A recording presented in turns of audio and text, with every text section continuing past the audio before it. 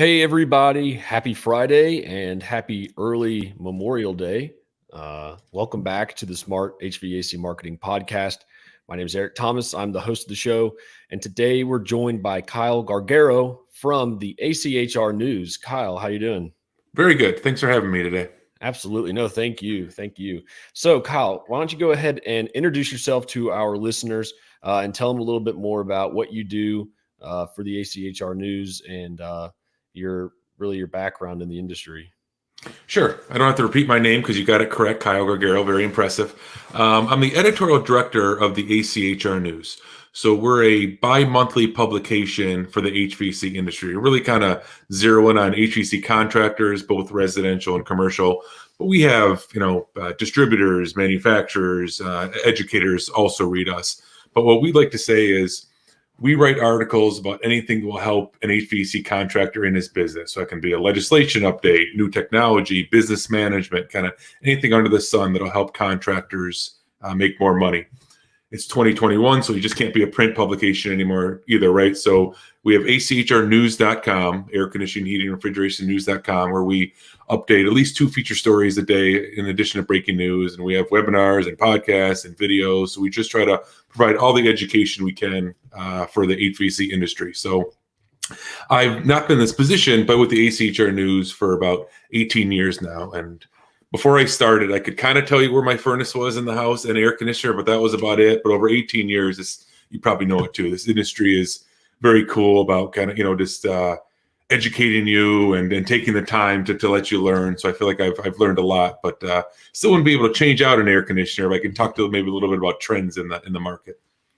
That's awesome. I feel like the ACHR News is fairly popular. Do you know off the top of your head how many people are subscribed or downloaded or receive even the print version? Yeah, so we have memberships now, which is kind of equivalent to subscriptions, where if you sign up, you get our print, you get digital, you kind of get everything, and we're around 30,000. Wow. So Yeah. it's a pretty prominent publication in the industry, it sounds like. Yep, we try. Yeah, that's awesome. Well, I'd really like to just dive into some of the stuff that I've seen you write in the ACHR News, as well as some of the conversations that I've heard on the podcast that you all host as well. Some things that just kind of sparked a thought in my head that I figured we could talk about. And the most recent one that I was reading and I wanted to talk about today is contractors playing the long game in marketing. Because this is a marketing podcast, and this is something that we continually like to talk to our clients about as well, about laying a good foundation. But I'd love to just learn more about what your thoughts are on the long game in marketing, and really what you think contractors should do to set themselves up for success. Sure, no problem. Yeah, when I wrote about that article, I was kind of thinking in my head how everyone's looking for it's contractors plus manufacturers advertising with us are thinking the same thing. How many leads do I get, or how many clicks? If I put out this ad on your website, how many clicks do I get? And I put my phone number in this radio ad, how many rings it'll be, and that's cost per lead. That's certainly important. But when I'm talking long game, back in the old days, sometimes when you're talking advertising, you're talking branding. So getting your name out there. So the fact that when your air conditioner does break, they remember you and they go, oh yeah, Flame Furnace or ABC Heating. Yeah, I know those guys. I'm going to call those guys. And that can be accomplished with, your trucks flying all over the place in the right branding, helping them in local media, getting some free coverage, which my background is in newspapers. So I kind of know as an editor for a newspaper, a small local newspaper, how important it is to get contributions, because they're always short staffed and they're always, have more inches to fill than they have copy. So kind of free advertising or just basic advertising on, cable or radio, where you're not exactly looking for a lead. You're just trying to introduce your company to your consumers, your market. So really building that top of mind awareness. So the first thing they think of. And so you said you have a background in print. So how do you think that the modern day digital advertising can be used in cahoots with traditional advertising to build that top of mind awareness for the long game? Yeah, I think that's what print accomplishes the most. It's your brand awareness, and it's to get top of mind. Like we said, all the digital stuff is immediate action, and the investment you're making in SEO is someone's air conditioner broke, and they say, air conditioning contractors, close to me. But hopefully, if you do it right on the front end with the branding, they won't be going to Google to try to, see you and your competitors. They'll just remember you, think of you, and because you sponsor the local sports team, or have a few billboards up. Because really, the hard part of HVAC is, I don't know what, people buy a new one 2, maybe 3 times in their life. It's not like a car or groceries, or where you're constantly doing it, or doing it every 3 to 7 years. So it's a little bit tougher for HVAC contractors, but you still want people to know and trust you when they hear your name. Yeah. So of all the traditional mediums out there, which one do you think is probably the most practical for building brand awareness? For an HVC contractor, I think billboards are still are still really good. Local newspapers, at least, I consume a lot of my news online and stuff, but I don't go to when I talk local, I'm in here in the Detroit area. It's not the Detroit News. That's the big, newspaper out here. I'm in Rochester Hills. It's the local Rochester Hills, newspaper. So it's really, what's going on in the schools and any crime just in your general area. And I'm much more apt to pick up that print product than a bigger one that I can get other places. I can only get that news in that newspaper. Everything else I can kind of get maybe in a bunch of different places. So local newspaper would be a good place to start too. Yeah. So with billboard, what do you feel is like some key elements of a good billboard? Obviously, getting attention, right? Yeah. I always like humor. You see ones that are they're kind of humorous and kind of stick in your head. It's weird when you're driving to work. If people drive to work anymore, I'm out of the home office, but it feels like you might pass 50 billboards, but you always see 2 or 3. And I don't think it's really location. It's popping. It makes you laugh, and it just kind of draws you to it a little bit. So yeah, something that really pops and make people remember it, and maybe hit the person next to it and point to it. Kind of like Chick-fil-A. They do a good job with it. They do. They really do. Yeah. Yeah. Yeah. And you go ahead. I've seen the contractors one. Is your wife hot? Which is obviously, I feel like I've seen that a few times, which I guess it could backfire you in a little bit, but something that's kind of funny. And then the air conditioning company is plastered up there. Yeah. Yeah, I've seen them get really creative with it, and I think that's because you got just a split second, especially if it's on a highway, Right. and they're going 70 miles an hour. You got a split second to really get that logo and that impression in their head and make it memorable. But it's also, like we were saying, it fits into the mix. Like you got to have the 7 touch points, they say, to truly have a brand awareness. So I feel like it definitely does play a really important role in it. So in going back to building this long-term brand, when it comes to like the website or other elements, what do you feel contractors can do starting off to do a good job laying the groundwork for their business? Yeah, well, everything has to be integrated, right? So if there's a color on your website, it better be on your trucks, and it better be your uniforms. Just that branding is just so very, very important. And really, the website's where it's at now, because people don't really want to call you anymore. They want to go there. Maybe you have a live chat on your website, or at least a message where they can send you a message and then you'll get back to them. But they want things kind of quick and easy. So, upper right-hand corner, this is where you click to contact us. Sometimes less is more. And I put all the social media stuff on the bottom, because if you're on there, if they're on your site right now, you don't want to send them off, because they go, they're Facebook, they click it, and all of a sudden they're doing whatever they do on Facebook there. But, clean, and then try to capture that lead as quick as possible, make it as easy as possible for them. Yeah.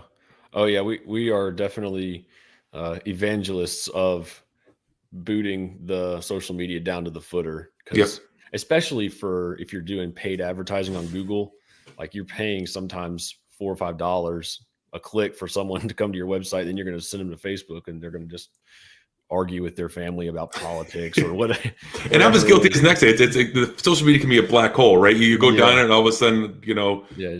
your boss comes in the room, and you click it off, and it's like, oh, geez, I didn't even know what I was with the website that drew me there. So yeah, you're Yeah. right. Yeah, absolutely. Yeah. So another topic I had recently heard you speaking about was purchasing or selling your business on the podcast. That was actually a very recent one, I believe. Correct? Yeah, yeah. I think it posted up on Monday. Yeah, Yeah. you're on top of things. I like it. Oh yeah, yeah. We stay on and we like to know what's going on. So, uh, what are some of the takeaways from that conversation about selling your business? Sure. I thought it was interesting. We talked to a guy who does this for a living that helps contractors through it. Is I have to be financially and emotionally ready. You kind of forget the emotional part, and that are you really ready to give away, sell your business, or I guess it could be give away for giving it to someone your kids or someone in the family. But are you really ready to step away? Because it has to be a clean break, especially if you're doing it to the next generation. You can't, be kind of hovering around, and people are used to going to you for the answers. So even if we've transferred, the power to the next generation, they're comfortable with it and they're going to ask you. So actually, the guest said one of his guys sold it and then he moved 2 hours away because I don't want to even get the inkling to kind of pop in and it can kind of cause a problem. So that was pretty interesting how to kind of set it up emotionally and of course financially. Are you completely set up? What are you going to spend your retirement? Are you just going to putz around the house and mow the lawn? Then that you'll be in a different financial place than if you want to do the great European vacation kind of every summer. But just kind of get your ducks in the row and really plan out so you're going to be happy with your decision. Yeah. So what are really, if you're going to sell, or I guess on the opposite side of that, if you're looking to buy, because there's a lot of contractors we've spoken to recently who are really getting into this trend of buying companies, like someone has a retirement plan, or they just didn't have a kid to hand the business to, and they're like, I'm out of this, I'm going to sell it. If someone's looking to buy, what are some elements or some aspects of the business that you would recommend them looking into and making sure that it has before they purchase it? Sure. We're seeing a lot more consolidation, even in the mid-range HVAC contractors than we did before. I know that was a big thing in the 90s, which was a little before my time, but I started the news in 2004, so I heard about it. So it seems all these things are cyclical. But everyone I talk to is you got to be careful that you're not buying a business where the owner is the business. Like, he's been around for forever. The community trusts them, and they'll call him at home and come on over. It's things like maintenance agreements. Do you have a customer base that is going to be loyal to the company, not loyal to the individual that you're buying it from, to make sure that you're going to be able to do the same amount of business this next year that he did in the last year. So maintenance agreements, I would say, would be the number one thing to look at to make sure the business is healthy. Yeah. And so what about like overhead costs, like trucks and employees and administrative stuff? What are some things to take into consideration for all of that? Sure. Yeah, you'd have to, it kind of goes without saying, you get to dive in the financials and see, how much revenue, how much profit they're doing, how much of the overhead.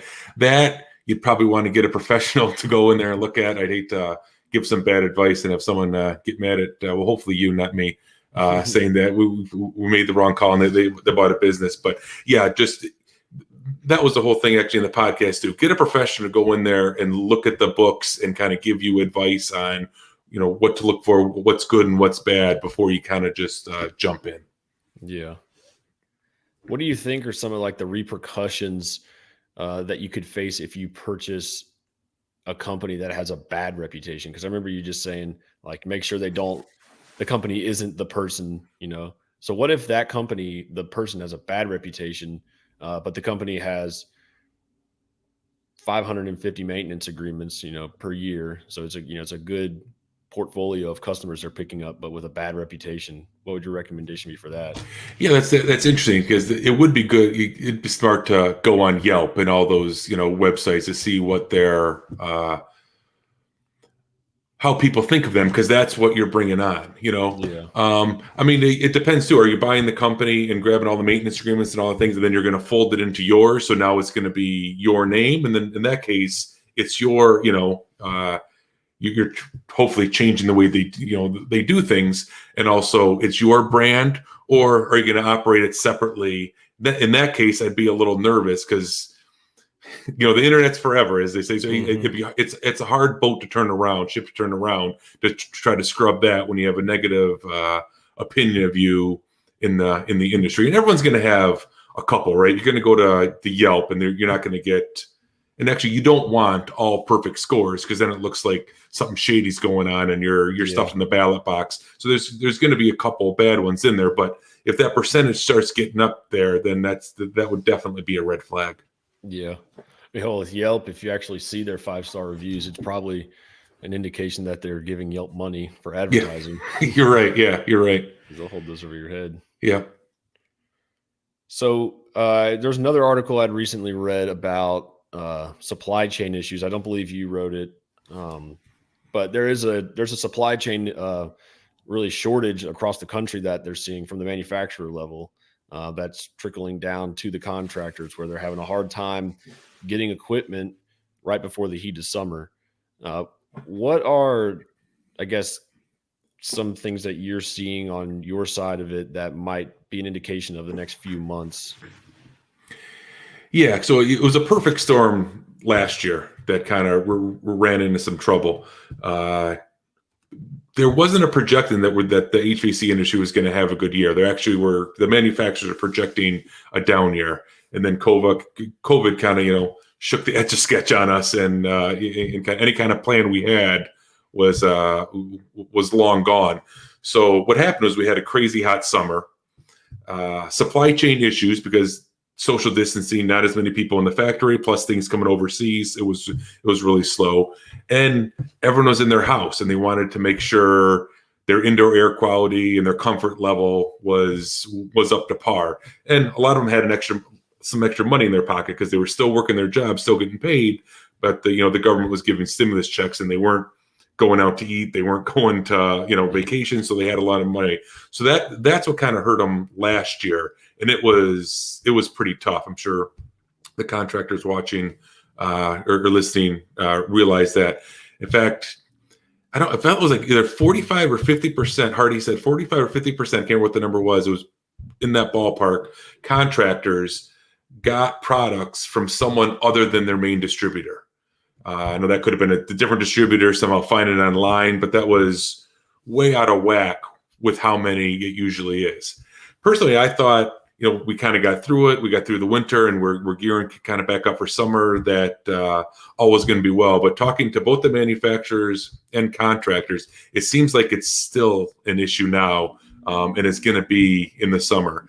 I talked to Tempo Air in Texas, and they actually have a warehouse, and they put a bunch of, I think they have they say they can get like 30 days worth of product in their warehouse. So they're ahead of the game. So they're not as dependent on the manufacturer and the distributor. So I think it's just, if you keep, and it's not the most financially practical thing to do, but I say keep as much product as you can, and then also communicate with your customer, because there's nothing worse than someone expecting it on Monday and they're not getting it on Monday. But if you're working with your distributor, then your manufacturer, and then communicating with the contractor, I feel most people realize we're still kind of in a little bit of a crazy time. They turn on the news and they know, distribution's still an issue. I heard people can't get chlorine for pools, so pools can't be open. It's in every aspect of our economy. So most rational customers realize, okay, no, I've heard that on the news. I get it.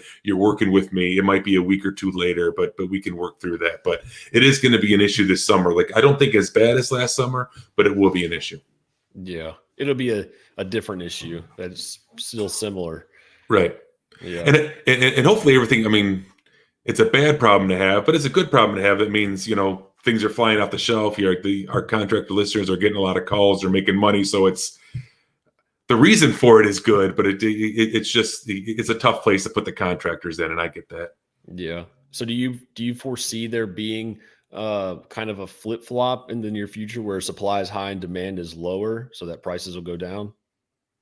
I think eventually, because one of the reasons I left off on why last year was so high was when you look at AHRI, the Manufacturer Association, their numbers, they do the shipment numbers. Now, that's not how many systems are sold or installed, but that's the only way we can really identify how much product is out there. It got shipped from the manufacturers out.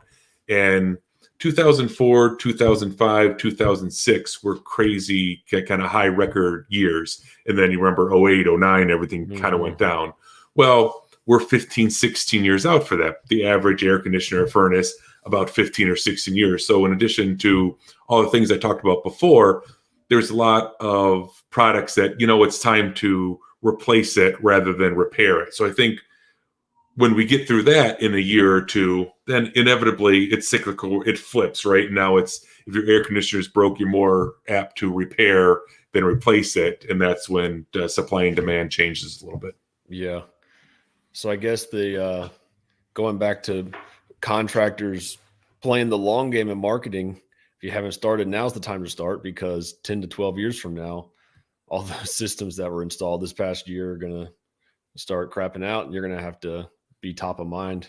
Yep. And definitely put a sticker on it with your information. I know with the thermostat, it's kind of linked too. But I think the average person spends about 6 years in their house. So the odds that the person you sold it to now is going to be the one looking for one in 12 to 15 years is pretty rare. But if you sold them a maintenance agreement, that's obviously good, because that can sometimes transfer. But make sure your information's there so the new owner will call you to install it or repair it. Yeah. So what do you see the future of the HVAC industry looking like in the next 5 to 10 years? Oh, that's just any kind of trends. That's a pretty broad question. Yeah, I'd say just in general, kind of as far as how it relates to the housing market, with less people purchasing homes, the baby boomer generation leaving their homes and such. Do you see? I know that they're predicting that the industry is going to continue to grow until 2036. But do you foresee there being a rash change in really in the demand for the service or anything? I don't really see that, to be honest, because now I just think it's going to be a different customer you're dealing with. Now they're saying, millennials always wanted to live in a loft in a big city, but now they're moving out. Now they want home. So now it's a different way to market and attack and get millennials on board to use you. But I think everyone's going to be in a house. Everyone's going to need air conditioning up here in Michigan. Everyone's going to kind of need a furnace. So I don't see the numbers changing that much. I see things getting a lot smarter, as we're seeing now with technology, and also the issue of workforce development. I'm sure maybe you probably talked about this a great deal. Finding workers, because we do have a graying industry. I think the average tech is in the mid 50s. And not as many people are coming up through the ranks for this job. That's going to be a big issue that the industry has to deal with. I hope, since it got established as an essential business in the last year during COVID, maybe that helps out the industry and the technology part of it. It's maybe a little bit of a cooler industry because of the technology, to kind of get the people that guidance counselors always want, people to go to 4-year university and then go from there. But if the contractors and trade schools can get in at the high school level to get the college, that's for everybody, to get those kids that are, tech savvy, have good, soft skills, and maybe don't like sitting through 4 years of 2-hour classes. Tell them you can still go visit your friends at the college on Friday, Saturday night and have a good time, and you save some money, and you'll be making a pretty decent salary with very little debt. Plus, you have the ability to own your own business. How many people started off as a tech service manager, helped run the business, and then started off on their own and are greatly successful? Yeah, that's very true. Yeah, that's something that we continue to hear time and time again is people saying we can't find help, we can't find anyone really wanting to do it or learn the trade anymore. So, what are some things that you would recommend to a contractor who's struggling to find good help right now? One would be link up with your local trade school. That'll help you twofold. They have to have an advisory board. That's part of the trade school bylaws with government funding. So get on that advisory board. Meet once a month or twice a month and help them out. You will have a foot in the door when those graduates are coming out. They'll probably know you because you've been involved. Plus, you'll know them a little bit. It's more apt to have the person join you.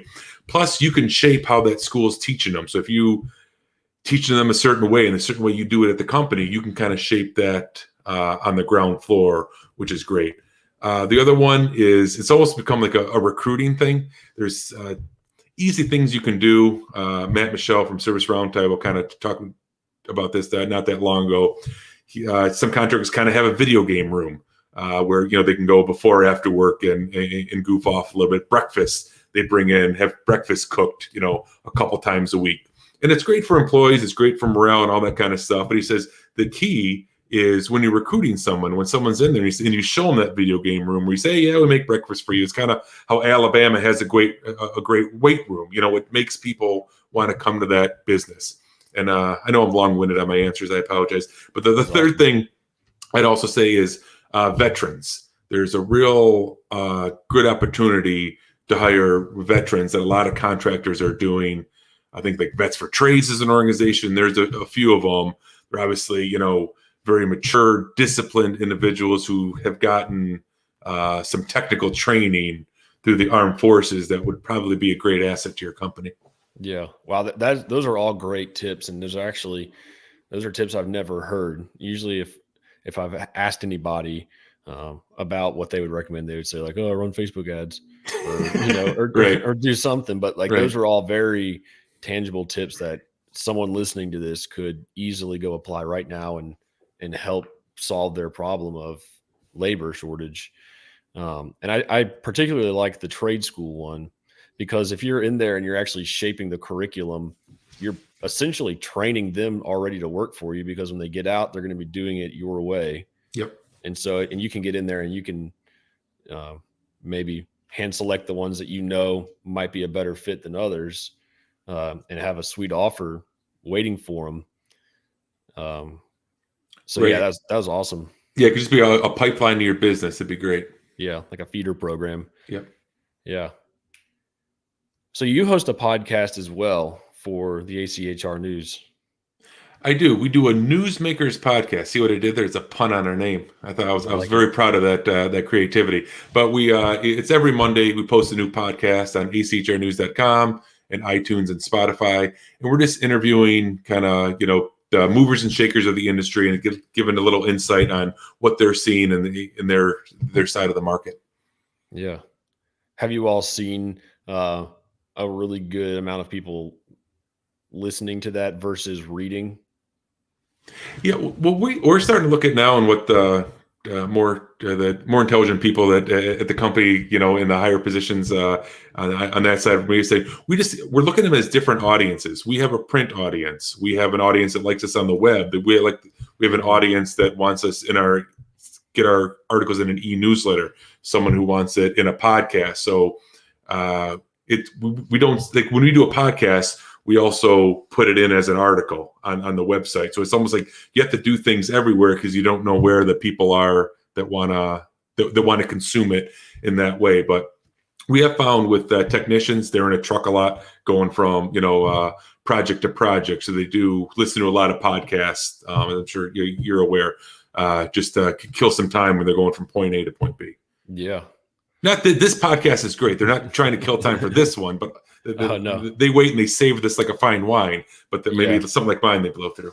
Yeah, this is the podcast that they like to sit down at the end of the long day and enjoy a glass of bourbon That's right. over a nice warm fire, and then they They turn save it. on the Smart HVAC Marketing podcast and they listen to me ramble for 30 minutes. Save it for a special occasion. Yeah, yeah, before date night, Yeah. on the way to date night. Yeah.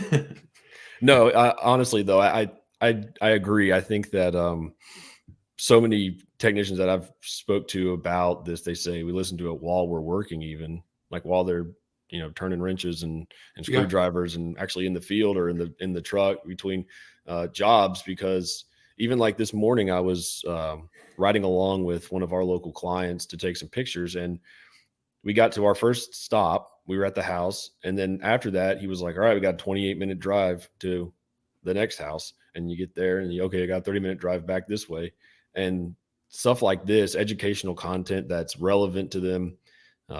It makes good listening material for them in the truck, and especially when you get people like you on here who are very smart in the industry and know a lot. So this is awesome. I appreciate that. Yeah. Well, Kyle, what are some ways that people can connect with you, connect with the ACHR news, learn more, so on and so forth? Yeah, no, I appreciate it. Yeah, I just send everyone to achrnews.com.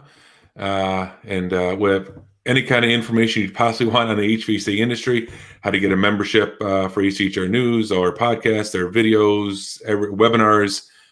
So contract, love you. Check out achrnews.com, and hopefully it can help you in your business. I'd love if, we could help you make a little more money. Awesome. Well, Kyle, I appreciate you joining me on the show today, and I hope you have a great weekend and a great Memorial Day. Absolutely. Thank you very much. I appreciate it. I had a good time. Thank you. All right. Bye-bye.